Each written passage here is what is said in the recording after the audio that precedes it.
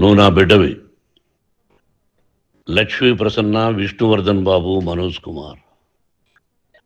నిన్ను ఎలా పెంచానురా నేను?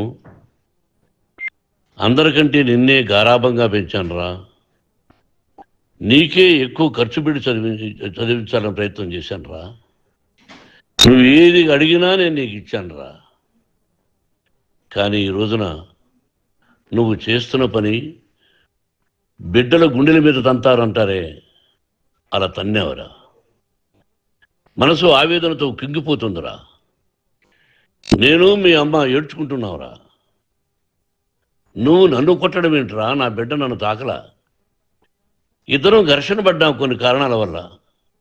ప్రతి ఫ్యామిలీలోనూ ఉంటాయిరా ఇవి.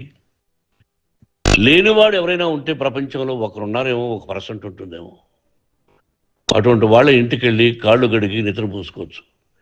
ఏమిటిది? మీ అమ్మ ఎంత కుమిలిపోతుంది ఈ రోజున హాస్పిటల్ చేరింది. నీ వల్ల హాస్పిటల్ చేరుతాను. చూడు మనోజ్, నీకన్నీ ఇచ్చినా ఈ రోజున నువ్వు నా గుండెల మీద తనడమే కాకుండా అపకీర్తి తీసుకొచ్చావు. ఏదేదో రాశావు, ఏదేదో చెప్తున్నావు. ఎంత మంచి నటుడివి నువ్వు. నీ భార్య మాటలు విని తాగుడుకు అలవాటు పడిపోయావు. వింటున్నావా మనోజ్? ఎవరిని నమ్మాలో ఎవరిని నమ్మకూడదో పరిస్థితి తీసుకొచ్చావు. విద్యాలయాలు ఎంత గొప్పవిరా. మనం 25% కులమతాలకు అతీతంగా ఫ్రీ ఎడ్యుకేషన్ ఇస్తున్నాంరా. క్యాస్ట్ అనేది తీసేశాను రా 92లో ప్రాస్పెక్ట్స్లో. నువ్వు చదువుకున్నావురా. అక్కడ చదువుకున్న బిడ్డలు IAS, IPS అయ్యారా. ఎంతోమంది గొప్పవాళ్ళు అయ్యారా. నువ్వు నటుడుగా ఎంతో గొప్పవాడివి. తాగుడికి అలవాడబడి నువ్వు నీ భార్య ఇంట్లో బిహేవ్ చేస్తున్న విధానం ఆ భగవంతుడు సర్వేశ్వరుడు తెలుసు. భగవంతుడు చూస్తున్నాడు రా. నేను తప్పు చేసినా, నువ్వు తప్పు చేసినా, ఎవరు తప్పు చేసినా. ఎంత అవకాశం ఇచ్చావు మాట్లాడుకునేదానికి అందరికీ. ఇన్ని సంవత్సరాల్లో మన విద్యాలయాల్లో ఒక్క తల్లి కానీ ఒక తండ్రి కానీ ఏమైనా చెప్పారా? ఆ బిడ్డలు మన బిడ్డలు రా. మీరెంతో నాకు అక్కడ ఉన్నవాడు కూడా నా కూతుర్లు, నా కుమారులు. ఎంతమందికి ఫ్రీ ఎడ్యుకేషన్ ఇస్తున్నావు. వాడి దగ్గర ఏది ఆశించరా. నువ్వు ఎందుకు ఇలా తయారైపోయావు?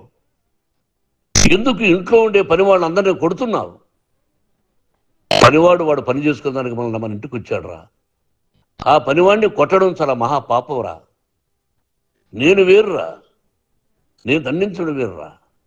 నేను ఎవరిని ఆ చిన్న వాళ్ళని కొట్టి ఇచ్చేసి చేయలేదురా. సినిమా ఇండస్ట్రీలో మోహన్ బాబు కొడతాడు తిడతాడు అంటే అది షూటింగ్లో జరిగి ఉండొచ్చేమో. కానీ ఇంట్లో ఉండి 10 సంవత్సరాల నుంచి 20 సంవత్సరాల నుంచి పనివాళ్ళు ఉన్నారు. నేను ఇంట్లో లేని సమయంలో వాళ్ళందరినీ కొట్టి వాళ్ళ ఫోన్ లాక్కొని ఒకడైతే చచ్చిపోవాలి. వాడు పోలీస్ కంప్లైంట్ ఇచ్చి ఉండొచ్చు. నేను వద్దు అని వాడిని బతిమాలాడు. పోలీస్ కంప్లైంట్ కూడా ఇవ్వడా. ఇంకైనా నువ్వు నీ భార్య మారి బయట ఉండండి రా అన్నాను నేను.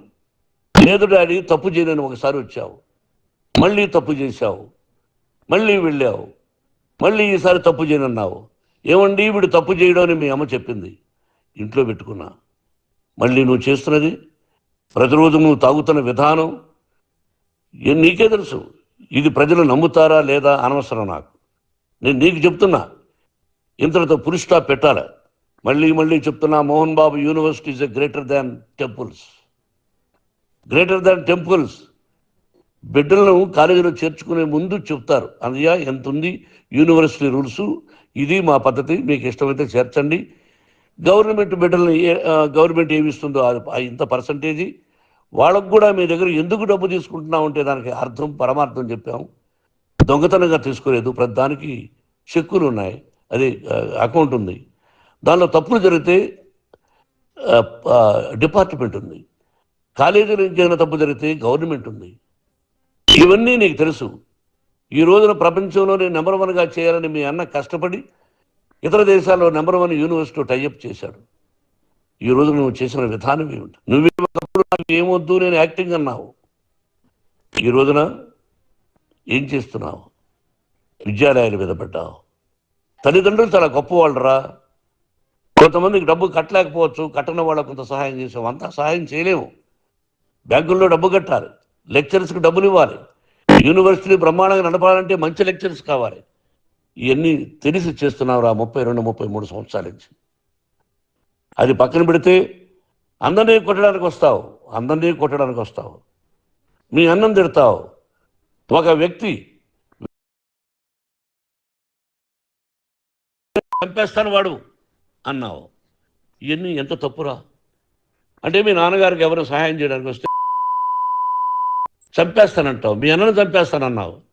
చంపరా చూద్దాం మీ అన్న. నేనే అన్నా. తాకరా నీ ధైర్యం ఉంటే అన్నా. ఎంతమందిని చంపాలనుకుంటున్నావు, ఎంతమందిని చేయాలనుకుంటున్నావు, నువ్వు ఏం సాధించాలనుకుంటున్నావు?